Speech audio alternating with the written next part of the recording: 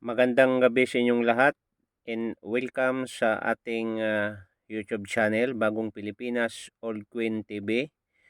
So mga idol, nais ko kayong anyayahan manood at kung magustuhan mo tong video na to, huwag kalimutan idol mag-subscribe, paki-like na rin idol at pakipindot ang notification bell para lagi tayong updated sa ating mga ginagawang video mga idol.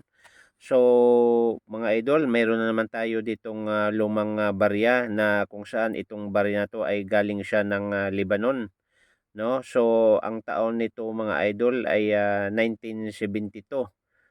Bangke do Liban, no? Yan po ang nakapangalan at yung guhit na po yan, napakaganda po ang guhit ng kanyang isang puno ng kahoy mga idol.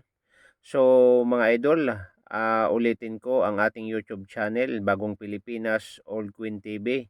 So maraming salamat sa lahat ng mga nanonood dyan at sa lahat ng mga nag-subscribe, nag-like at nanood sa aking video.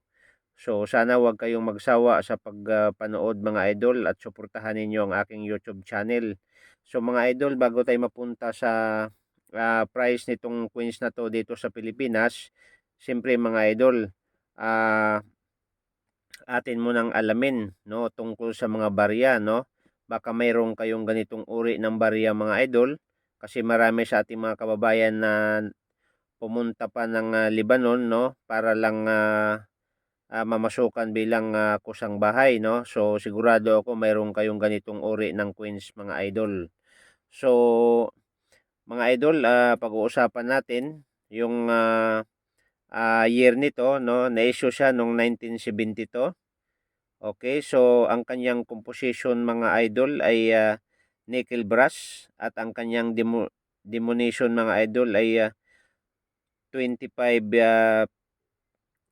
Beatrice, no. So ang kanya namang first issue nito mga idol, no, 1972. So ibig sabihin mga idol na na-issue ito noong 1972, ang period niya mga idol ay 1972 din, no?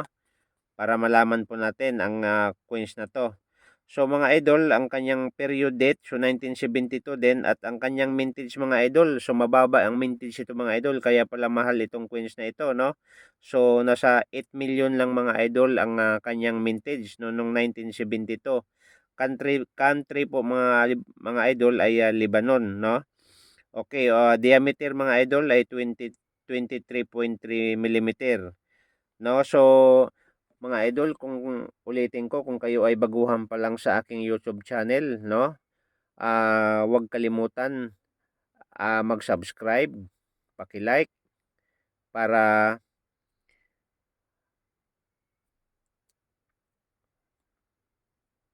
maipaliwanag natin mga idol ang tungkol sa ating lumang barya.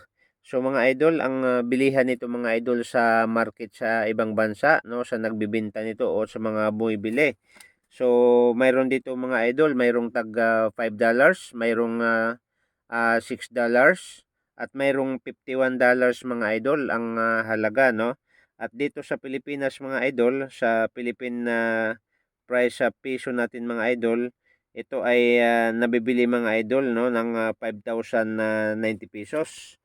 So ganun kaganda mga idol itong coins na to, no. So mga idol, kung sana magugustuhan mo to ang ating video at sana wag kayong magsawa sa pagsuporta mga idol sa ating YouTube channel at sana maasahan ko ang tulong ninyo. So maraming salamat mga idol at sana wag kayong magsawa and shout out sa inyong lahat and God bless at sana pagpalain kayo ng ating Panginoon at bigyan kayo ng magandang pangatawan at maraming grasya.